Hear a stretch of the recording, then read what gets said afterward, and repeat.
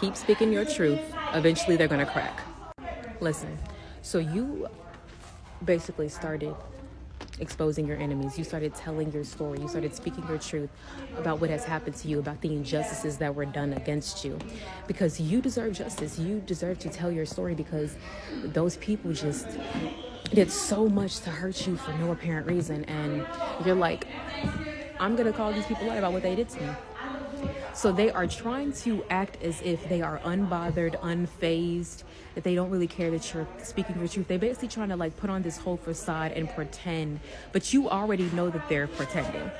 In whatever way that you are telling your story and exposing these people, they see it, they know about it. You've probably even directly sent it to them or tagged them in if you did this on social media, but here's what's happening. Okay, let me say this. One, they never suspected or expected you to do this. They never suspected that you would have this massive glow up that you did. So seeing you now is just like, it's like they're looking at two totally different people. They cannot fathom that the you that you are now is the same you that they picked on all those years ago. They just cannot grasp that fully. They can't fully process it, because they looked at you like you were so much beneath them. And now that you have risen up so much higher, you have risen above it all, they see you as above them now. And they just think like, how can you go from that to that? They also did not expect for you to ever find a voice, because at the time when they were picking on you and bullying you, you did not have a voice. Now that you have a voice and you are speaking your truth, they don't know what to do anymore, because they benefited a lot of you not having a voice. They would silence you a lot. They would basically team up against you, and it'd be all these people against one person, and that's how you would get silenced.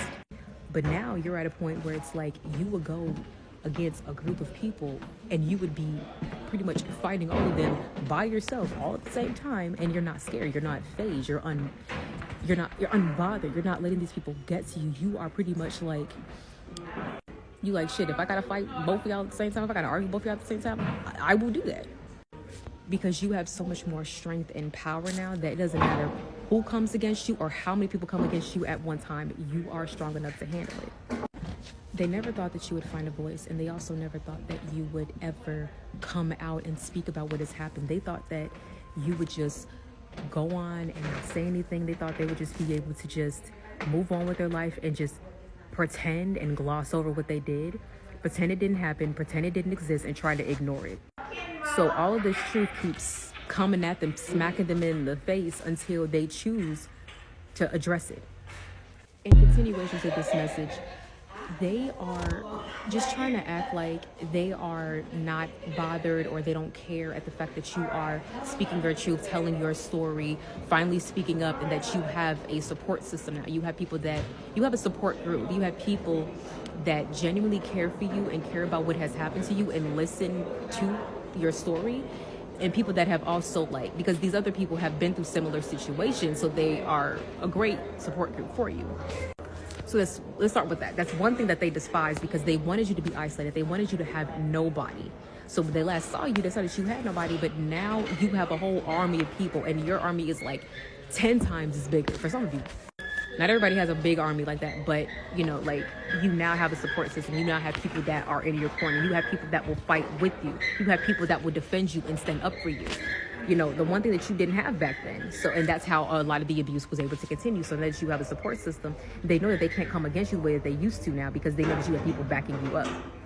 So yeah, they're trying to act like they don't care at the fact that you are exposing them and everything, but they really do care. Like, it's gonna make them crack. Like, they're trying to put on this whole friendly charm and hey sis, whatever the case is, but let me tell you, they are so, their spirit is so corrupted, and it feels so like, let me tell you, speaking your truth is corrupting their spirit, because it's making them experience conviction. They are feeling conviction for what they have done, because they know what they did to you. They know that what they did to you was wrong, but they are so full of pride that their pride won't let them see that they are wrong.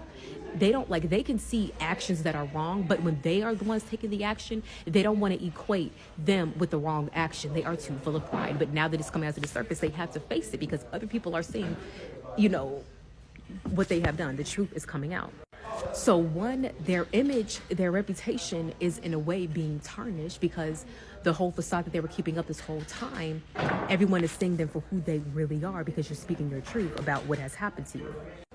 You're telling your story about what they've done to you and all the hurt and trauma that they put you through.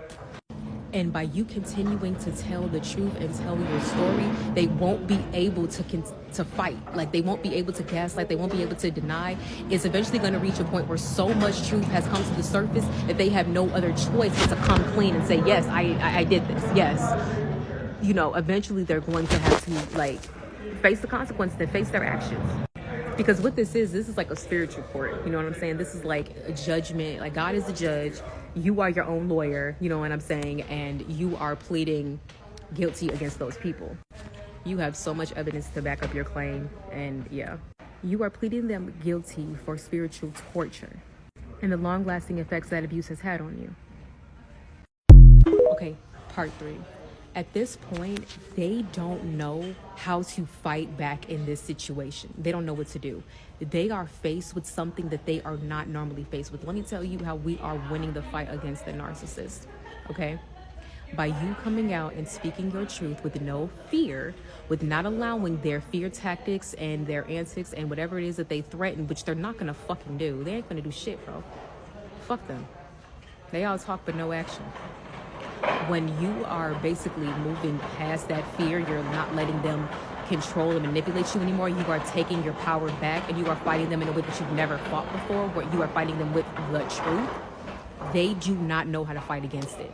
They are so filled with lies. They are so used to basically just retelling the whole narrative and saying all of this kind of stuff. But by you speaking your truth and you giving details, you giving like accounts of what has happened, and even if you may not have the physical like evidence, like you may not have the text messages or the voice messages or stuff like that, like you may not have that anymore, but you still have, like, they can see the effects that it has on your spirit, on your mind, on your heart. Like, they can hear the pain in your voice, they can see the pain in your eyes, they can feel the pain in your energy, so they know that what you are speaking on is true.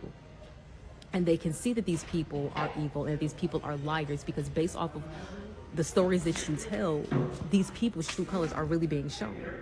And at this point, they don't know what to do because they feel like their whole world is on the brink of falling apart. Their whole facade, their whole image, just everything about them is on the brink of just destruction. Like, everything is this is gonna be a massive tower moment in their life, because they built up, but it was built on a faulty foundation. It was built on lies, it was built on manipulation, it was built on pain, it was built on hurting other people.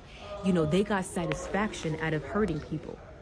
You can't fix your life by ruining someone else's. And that's what they realize. Let me say that again. You cannot fix your life by ruining someone else's. And that's what they have learned, that they can't just go around hurting other people just because, and then creating all of these excuses and justifying what they have done just because they are mad.